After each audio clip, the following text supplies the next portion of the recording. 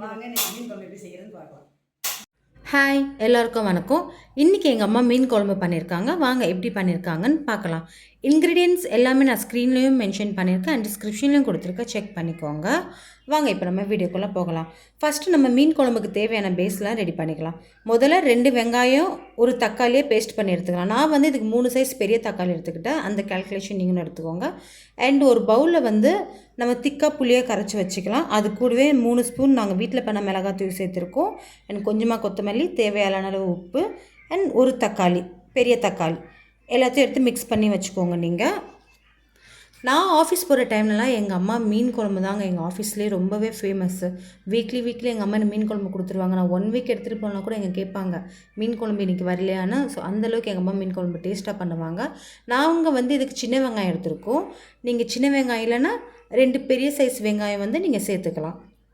சின்ன வெங்காயம் சேர்த்தா குழம்பு கொஞ்சம் நல்லா டேஸ்ட்டாக வரும். அதுக்காக தான் நம்ம கருவேப்பிலை சேர்த்துக்கலாம். கொஞ்சம் வெங்காயம் நல்லா வதங்கினதுக்கப்புறம் நம்ம கட் பண்ணி வச்சுருக்க தக்காளியும் சேர்த்துக்கலாம். நான் வந்து மொத்தமாக 3 தக்காளி எடுத்துருக்கேன். நல்லா ஞாபகம் வச்சுக்கோங்க. ஒன்று வந்து வதக்கிறதுக்கு, ஒன்று அரைக்கிறதுக்கு, ஒன்று வந்து புளி தண்ணியில் சேர்க்கறதுக்கு. இப்போ நல்லா வதங்கினதுக்கப்புறம் நம்ம அந்த பேஸ்ட் பண்ணி வச்சுருக்க தக்காளி வெங்காயம் பேஸ்ட்டை வந்து ஆட் பண்ணிக்கலாம். நல்லாவே மிக்ஸ் பண்ணி விட்டுருங்க. அண்ட் இந்த டைமில் வந்து நான் காரத்துக்காக 1 ஸ்பூன் மிளகாத்தூள் அகைன் நாங்கள் சேர்த்துக்கிட்டோம். உங்களுக்கு வேணால் நீங்கள் சேர்த்துக்கோங்க, இல்லைனா ஸ்கிப் பண்ணிடலாம். அவ்வளோதாங்க. நல்லா வதங்கினதுக்கப்புறம் இப்போ நம்ம கரைச்சி வச்சுருக்க அந்த திக்கான புளி தண்ணி வந்து நம்ம இதில் சேர்த்துக்கலாம். இந்த டைமில் நீங்கள் எவ்வளோ தண்ணி வேணுமோ நீங்கள் ஆட் பண்ணிக்கோங்க. எல்லாத்தையுமே நல்லா மிக்ஸ் பண்ணிடுங்க. கட் பண்ணி வச்சுருக்க மாங்காவும் ஆட் பண்ணிக்கோங்க. நான் வந்து மாங்காய் ஆட் பண்ணுறதுக்கு மறந்துட்டேன்.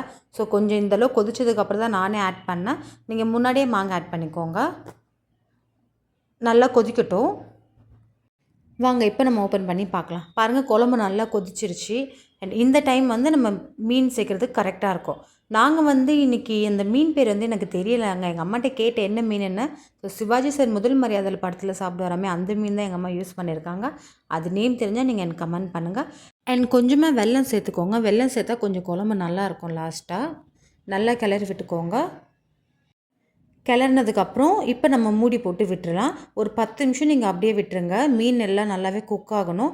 பாருங்கள் எந்தளவு கொதிச்சிருக்குன்னு உங்களுக்கே தெரியும். நம்மளோட மீன் குழம்பு ரெடி ஆகிடுச்சிங்க. அது என்னன்னு தெரிலங்க. எங்கள் வீட்லேயே எங்கள் அம்மா மீன் குழம்பு வச்சா எல்லாருக்குமே பிடிக்குங்க.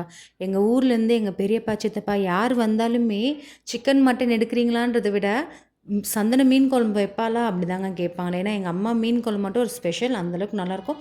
சிம்பிளாக தான் பண்ணுவாங்க, பட் அந்த கை பக்குவம்னு இருக்கிற அந்தளவுக்கு நல்லாயிருக்கும். இன்றைக்கி நாங்கள் லஞ்சுக்கு வந்து ஃபிஷ் ஃப்ரை, சிக்கன் 65 அண்ட் மீன் குழம்பு எல்லாமே நல்லாவே சாப்பிட்டோம். அண்ட் இது எங்கள் அம்மாவோட சேனல். வீடியோ பிடிச்சிருந்தா நீங்கள் லைக் பண்ணுங்கள், சப்ஸ்கிரைப் பண்ணுங்கள் அண்ட் உங்கள் ஃபேமிலி அண்ட் ஃப்ரெண்ட்ஸ்க்கும் ஃபார்வர்ட் பண்ணுங்கள். அண்ட் இன்னும் நிறைய வீடியோஸ் பார்க்குறதுக்கு சேனலை ஃபாலோ பண்ணுங்கள். And thank you so much.